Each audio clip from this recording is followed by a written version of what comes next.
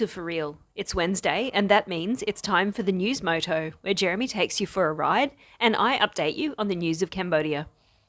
Today's ride takes us to the southwest of Siem Reap town, where we get a little bit lost trying to find our way through the dirt roads. At For Real, we donate all of the money we earn from YouTube to charities in Cambodia.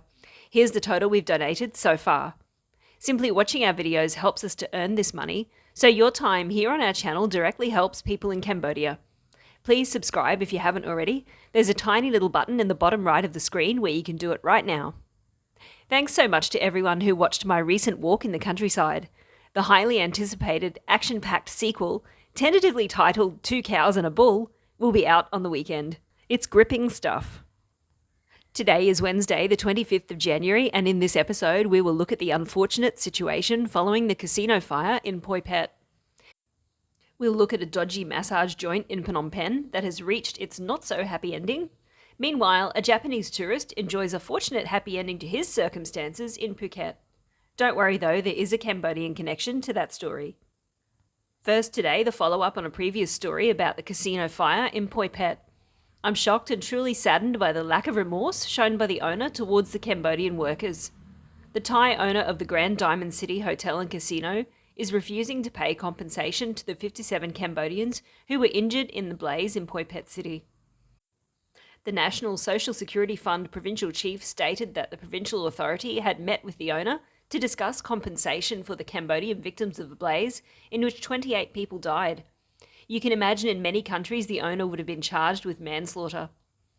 The owner won't provide any compensation to the Cambodians who were injured, and the company will only pay for the treatment of the 57 Cambodians who suffered injuries. However, the sum of $1,000 was paid to the families of each Cambodian worker who died in the blaze, and that's $1,000 for someone's life. Such a small amount seems wrong and disrespectful. Thai authorities are dealing with the owner about compensation for Thai nationals who were victims of the blaze. Hopefully, the Cambodian government will hold the owner to account for killing and injuring Cambodian nationals. The casino owner is reportedly refusing to pay compensation for the injured Cambodians because all their injuries were considered minor, and there is no employment contract to show that they are working in the casino in the first place.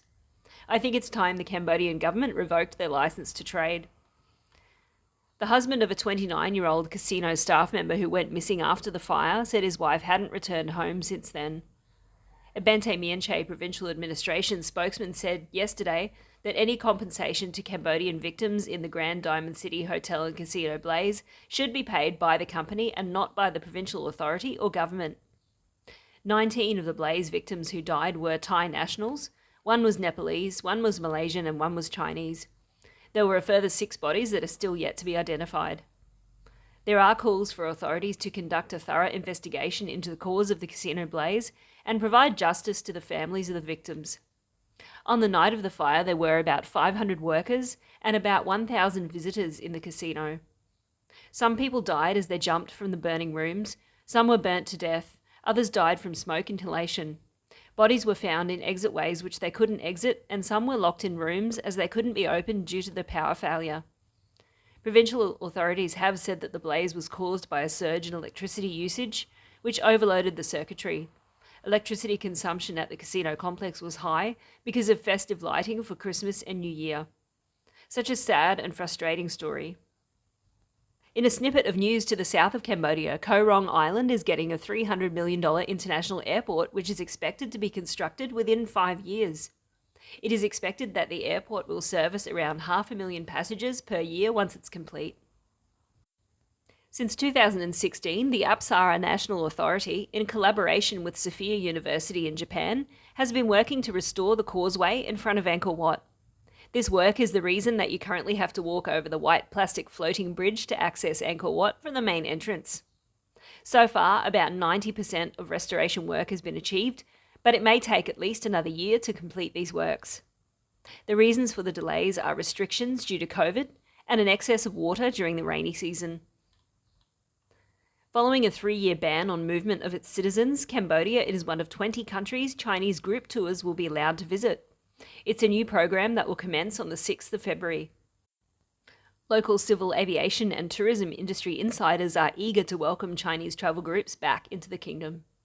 The other 19 countries chosen for the initiative were Argentina, Cuba, Fiji, Egypt, Hungary, Indonesia, Kenya, Laos, Malaysia, Maldives, New Zealand, the Philippines, Russia, Singapore, South Africa, Sri Lanka, Switzerland, Thailand, and the United Arab Emirates.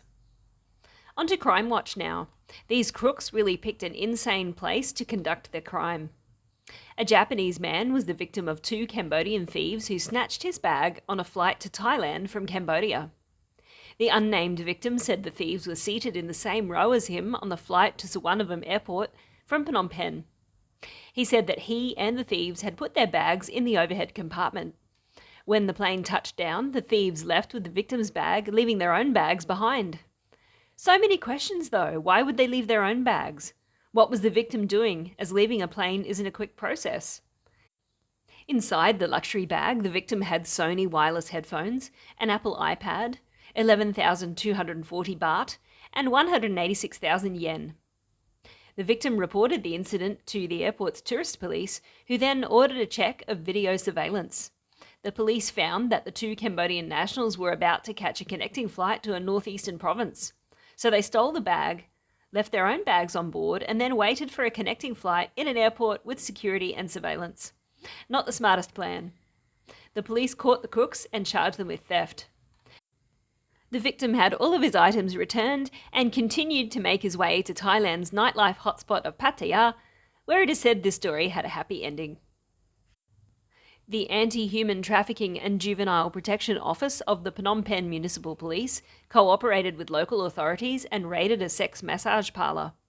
The operation took place at the 9999 massage parlour in Phnom Penh. Police arrested a 40-year-old woman. 8 female workers were handed over to the Phnom Penh's Department of Social Affairs for education. Now it's time for Moto Madness. 2 days of the Chinese-Vietnamese Lunar New Year celebrations have left 10 people dead nationwide, while 50 others sustained injuries. According to a national report, on the first day there were 5 traffic accidents nationwide, resulting in 3 deaths and 14 serious injuries. The following day there were 20 accidents, causing 5 deaths and 33 injuries. The cause of most traffic accidents stemmed from neglect of the traffic laws, dangerous driving, drink driving, or a combination of the 3. The accidents occurred in Phnom Penh, Kampong Speu, Pursat, Ratnakiri and Stung Treng provinces. The director of the Siem Reap Provincial Road Traffic Bureau said yesterday that during the 3 days of celebrations across Siem Reap there was 1 death and several injuries. The man who died was riding a motorcycle alone while under the influence of alcohol and hit a parked car on the highway outside of Siem Reap City. The country director of Asia Injury Prevention Foundation said yesterday that traffic accidents in Cambodia were of concern because some drivers do not follow the traffic laws or they're driving without due care and attention. In order to reduce the number of deaths in the country, relevant ministries must strengthen the traffic law and penalise those who violate the traffic laws. He said that he was pleased during the festivities to see that the number of deaths had decreased from last year, although the number of injuries has increased. This person certainly didn't follow any rules of the road, but couldn't stop the laws of gravity. According to residents at the scene, a Toyota Prius, driven by a man suspected of being drunk, was seen travelling along a concrete road at high speed. He lost control and flipped into an innocent resident's house, damaging property but fortunately not injuring anyone. The drunk, in true Moto Madness style, then exited his vehicle and fled into the inky black Phnom Penh night. I do wonder where they all go when they flee the scene though. Now, an only in Cambodia story. Prime Minister Hun Sen has said that he has decided to go on a diet after gaining weight due to his high workload both at home and abroad. Speaking on social media, the PM posted images of himself playing golf, stating, "Work at home, exercise by playing golf. In the past, too much work, but also gained weight by eating a lot, so only exercise and reduce food to lose some weight back."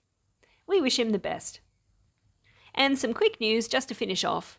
The government has announced it will provide vocational and technical training to about 1.5 million young people from poor and vulnerable households across the country at state institutions.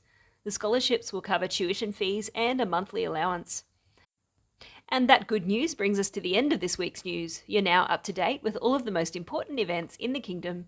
Thank you so much for watching. Take care, have a great week, and we'll see you very soon.